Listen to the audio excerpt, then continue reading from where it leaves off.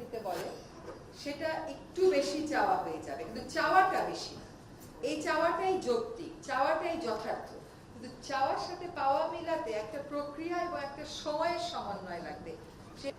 কিন্তু ধরেন পৃথিবীর সবচেয়ে শ্রেষ্ঠ পুলিশ আইনটা আমরা রচনা করে দিয়ে গেলাম, তারপর যখন আমরা চলে গেলাম যারা ওই আইনটা বাস্তবায়ন করবে তাদের মধ্যে যে পরিবর্তনটা আনতে হবে, এই পরিবর্তন মনস্তাত্ত্বিক, এই পরিবর্তন প্রশিক্ষণের, এই পরিবর্তন প্রায়োগিক, সেইগুলো জায়গায় কেমন করে কাজটা হবে এটা কিন্তু আমাদের সকলকে মনে রাখতে হবে। কাজে সংস্কার যখন আমরা চাই এবং অর্থবহ সংস্কার আমরা চাই, আমরা যেন মনে রাখি যে এটা কেবলমাত্র কাগজে কলমে আইন করে দেওয়ার বিষয় না, এটা চর্চারও বিষয়, এটা মনোজগতের পরিবর্তনেরও বিষয়, এবং একটা প্রক্রিয়া এক রকমের থেকে আরেক রকমে যায়, এটা একটা সময়ের ব্যাপার, এটা আপনি ওভারনাইট ইউ ক্যানট চেঞ্জ।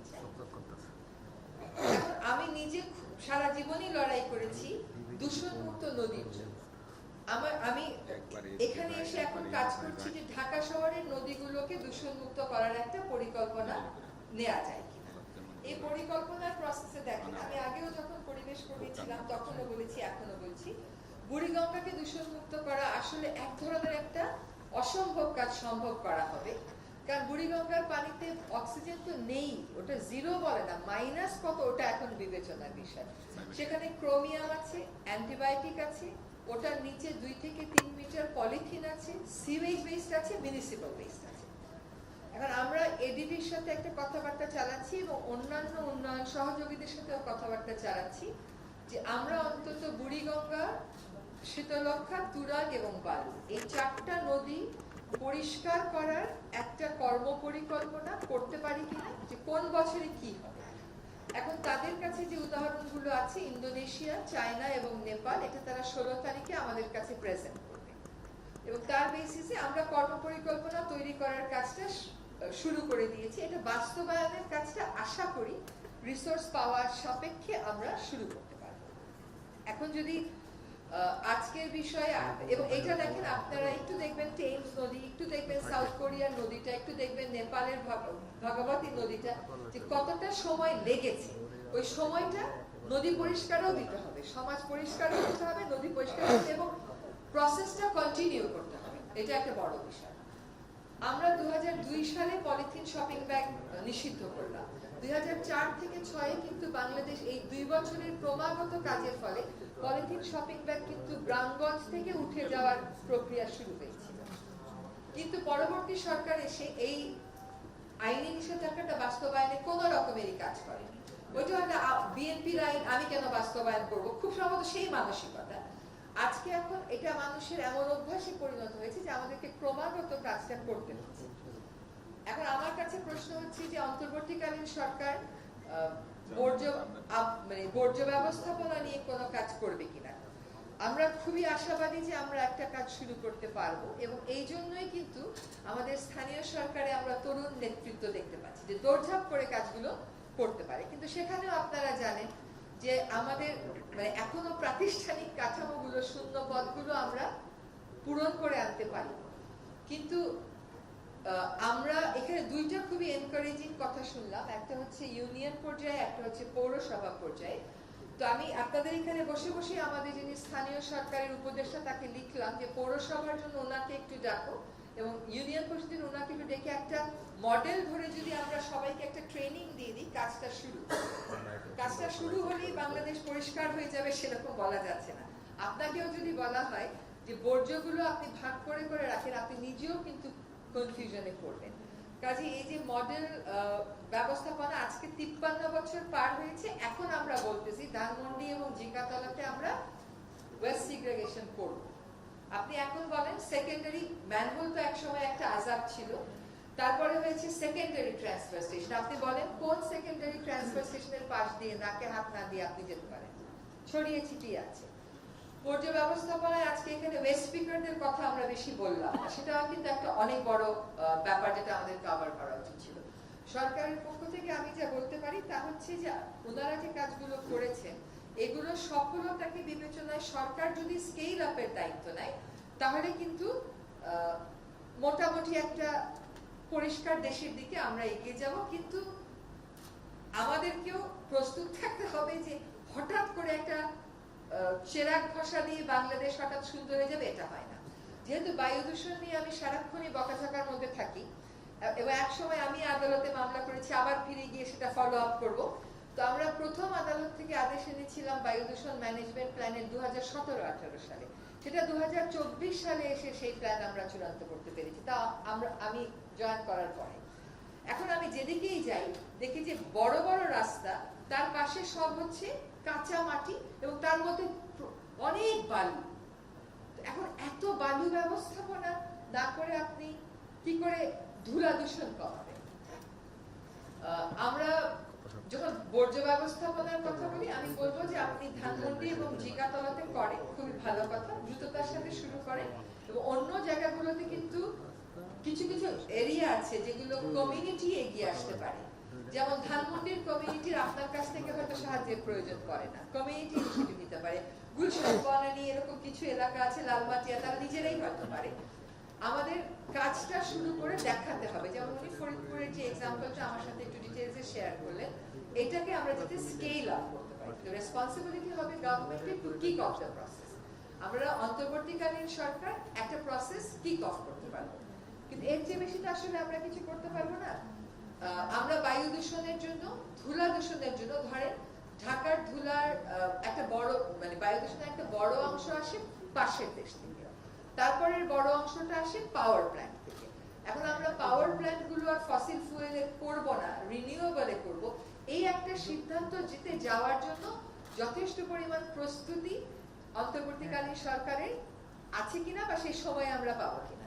কারণ আমাদের জ্বালানি খাতটা কিন্তু এমনিতেই আমরা মারাত্মক ঋণে জর্জরিত, কত হাজার বা কত হাজার লক্ষ কোটি টাকার বোঝা আমাদের কাঁধের উপর আছে, সেটা একটু খেয়াল করে দেখতে হবে। কাজে এখনই হঠাৎ করে এখান থেকে অন্যদিকে সুইচ করে যাওয়া অন্তর্বর্তীকালীন সরকার পারবে কিনা সেটা একটা বড় বিষয়, কিন্তু তার সদিচ্ছা সম্পূর্ণ রকমেরই আছে। এবং আমাদের যিনি অন্তর্বর্তীকালীন সরকারের প্রধান উপদেষ্টা, তিনি 3-0-র মধ্যে একটা 0ই হচ্ছে কার্বন নিঃসরণটা কমানো। হ্যাঁ, ফলে ইট ইজ দেয়ার।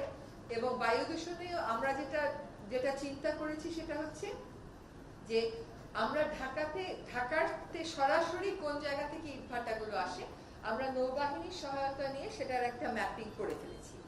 এখন আমাদের ওই ইটভাটাগুলোর ব্যাপারে আমরা কি করব, রাস্তার ধুলা আমরা কেমন করে কমাবো। যেমন আমরা উত্তর সিটি কর্পোরেশন থেকে পেয়েছি, দক্ষিণ সিটি কর্পোরেশন থেকে এখনো পাইনি, যে রোড ডিভাইডার গুলোর কি পরিমাণ জায়গা গাছ ছাড়া, ঘাস ছাড়া, কয়েকটা গাছ এখানে সেখানে লাগানো, বিপুল পরিমাণ কিন্তু সবুজের আচ্ছাদন না, সেগুলো এই বর্ষায় আমরা চেষ্টা করব কভার করতে। ফলে আমরা যদি এই বছর একটা লক্ষ্যমাত্রা ধরে নিই যে বায়ু দূষণ আমরা কিভাবে কতটুকু এই বছর কমাতে পারবো প্র্যাকটিক্যালি, সেটা আমরা অবশ্যই আপনাদের সামনে অচিরেই উপস্থাপন করব। পুরনো বাসগুলো সরাতে হবে, 4500 পুরনো বাস যে আমরা সরাবো, এইটার ঘোষণাও কিন্তু আমরা দিয়েছি। এখন এই 4500 বাস যে যাত্রী পরিবহন করে, সেই যাত্রীদের বিকল্প ব্যবস্থাটা আমাদেরকে করতে হবে, সেই প্রক্রিয়াটা শুরু করতে পারবো। কিন্তু সেই সময়টা আশা করি পরবর্তী সরকার আমাদের এই লিগেসি, আমরা যেরকম আগের সরকারের ভয়ঙ্কর লিগেসি ক্যারি করছি, আশা করি আমাদের পরবর্তী নির্বাচিত সরকার একটা সুন্দর লিগেসি পাবে। এবার আমি একটা অ্যানেকডট দিয়ে আমার বক্তব্য শেষ করি। আর পরিবেশের ক্ষেত্রে কোথায় কোথায় সংস্কার আনা দরকার, আপনাদের কোনো ধারণা, যদি বক্তব্য থাকে, ধারণা থাকে, প্লিজ আমাকে জানাবেন। পরিবেশ আদালত যে ফর্মে আছে, এই ফর্মে কোনো সমস্যা নিয়ে সে কাজ করতে পারবে না, কাজ করা সম্ভব না। পার্সোনালি আমি একটু দৃষ্টি আকর্ষণ করছি যে আমরা হাইকোর্ট প্রেমাইজে কিন্তু আমাদের রেজিস্ট্রার মহোদয় ঘোষণা করেছেন যে সিঙ্গেল ইউজ প্লাস্টিক ব্যবহারটা পরিহার করতে, কারণ এই ওয়েস্ট ম্যানেজমেন্ট করার ক্ষমতা সক্ষমতা বাংলাদেশে খুব তাড়াতাড়ি হবে না। আর রিসাইক্লিং আসলে যেটুকু হয় প্রপার খুব একটা হচ্ছে না। কাজে আপনি যদি উদ্যোগ নেন, আমি আমার মন্ত্রণালয় থেকে আমাদের যে রেস্টুরেন্ট গুলো আছে তাদেরকে এবং বারের যারা আছে তাদেরকে একটা কর্মশালায় বলে দিতে পারি। It's very simple. Please let us do it jointly. এবং অন্যান্য বারেও আমরা এটা ছড়িয়ে দিতে পারি। একটা ছোট অ্যানেকডট দিয়ে শুরু করি। যখন আমিন বাজারে ওরকম পানির মধ্যে গিয়ে ময়লা ফেলে, তখন আমরা ওটায় বাধা দিলাম এবং আমরা মামলা করলাম। তখন আমার বয়স ছিল 36 কি 37। তখন সরকার দাঁড়ালো এবং দাঁড়িয়ে বললো যে মাই লর্ড, এই বর্জ্য থেকে আমরা বিদ্যুৎ উৎপাদন করি। তো সেই আমরা একবার স্টে পেলাম, পরে এপিলেট ডিভিশন বললো যে না ঠিক আছে, সরকার তো একটা জায়গা তো সরকারের লাগবে, তো তাহলে এখানে এটা কিন্তু বন্যা প্রবাহ এলাকা এখানে, এবং কোন রকম কংক্রিট ঢালাই না, লিচিং হচ্ছে সমানে আন্ডারগ্রাউন্ডে। আশেপাশের মানুষগুলো তো ওই বলে না বৈষম্য, এখন বুঝি, মানে এখন গভীরভাবে আমরা চিন্তা করি যে আমাদের বর্জ্য ওদের ঘরের উপর আমরা চাপিয়ে দিলাম, ওরা বাঁচলো কি মরলো, আমাদের কিছু যাচ্ছে আসছে না।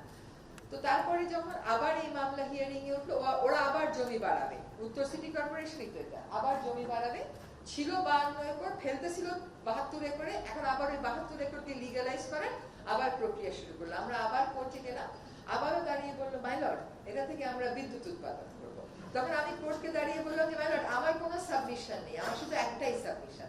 আমি যখন এই মামলা শুরু করি তখন আমার বয়স ছিল 36 কি 37, তখনও আমি শুনেছি এই বর্জ্য থেকে বিদ্যুৎ হবে। এখন আমার বয়স 54, এখন আরো বেড়ে গেছে, এখন আমার বয়স 54, এখনো আমি শুনছি এই বর্জ্য থেকে বিদ্যুৎ হবে। কাজে এই আমাদের কথা হচ্ছে যে আমরা একটা স্মার্ট পদ্ধতি ইন্ট্রোডিউস তো করতে হবে আমাদেরকে। আমরা ইন্ট্রোডিউস করি, চ্যালেঞ্জেস হবে, হিকআপস আসবে, কোনো কিছু তো ইন্ট্রোডিউসই হয়নি, এখন সিস্টেম গুছিয়ে নিয়ে আমাদেরকে ইন্ট্রোডিউস করতে হবে। ইন্ট্রোডিউসটা ওই পর্যন্ত হয়তো আমরা যেতে পারবো, ম্যাসিভ স্কেলে হয়তো ইন্ট্রোডিউস করতে পারবো না, কিন্তু সিস্টেমটাকে গুছিয়ে আমরা ইন্ট্রোডিউস করতে পারবো বলে আশা করি। আরেকটা হচ্ছে ট্রেডিশনাল পদ্ধতিগুলোর কথা বলা হলো।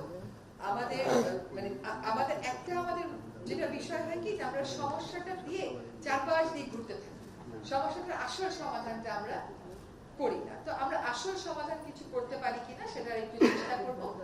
এখন যদি আপনি বলেন আমরা যখন থেকে বলছি সমাধান করেন, তখন থেকে যদি সরকারগুলো কাজ করতো তাহলে আজকে ফল দেখানো আমাদের জন্য সুবিধা হতো। এখন আমাকে এখানে বসিয়ে বলা হচ্ছে যে ওইগুলো আপনি বলছিলেন না, এখন আপনি এগুলো সব ঠিক করে দিয়েছেন, এখন আপনি এগুলো পারলে তো আমি ঠিক করে দিয়েই যেতাম, কারণ তাহলে এখান থেকে চলে যাওয়ার পর আমার আর কোনো কাজ থাকতো না, একটু ফ্রি সময় কাটাতে পারতাম। যেটুকু পারি সামর্থ্য অনুযায়ী করবো, কিন্তু আমি মনে করি গুড এক্সাম্পলস আর দেয়ার। আমরা যদি সেটা স্কেল আপ করি এবং সরকার যদি সত্যিকার অর্থে ডিসেন্ট্রালাইজ করে, সরকার সব নিজে করতে চায়, ঢাকা উত্তর সিটি কর্পোরেশন, দক্ষিণ সিটি কর্পোরেশন, তাদের তো এত বর্জ্য ব্যবস্থাপনার দরকার নাই, কমিউনিটিকে ট্রেন করে কমিউনিটিকে দিয়ে করান। সেখানে আবার বর্জ্য আপনাদের ব্যবসার বিষয় হয়ে যায়, আপনাদের মডালিটি এমন, ওই নিয়ে আবার মারামারি লাগে যে এই বাসার বর্জ্য কে কালেক্ট করবে, ওই বাসার বর্জ্য কালেক্ট করবে। আপনারা প্লিজ ডিসেন্ট্রালাইজ করেন। হ্যাঁ, আর আমি মানে আসিফের পক্ষে কিছু কথা বলে ফেললাম, আশা করি আসিফ আমার কথাগুলো শুনবে এবং আমি ওকে ওগুলো মেসেজগুলো কনভে করে দেবো। সকলকে অনেক ধন্যবাদ।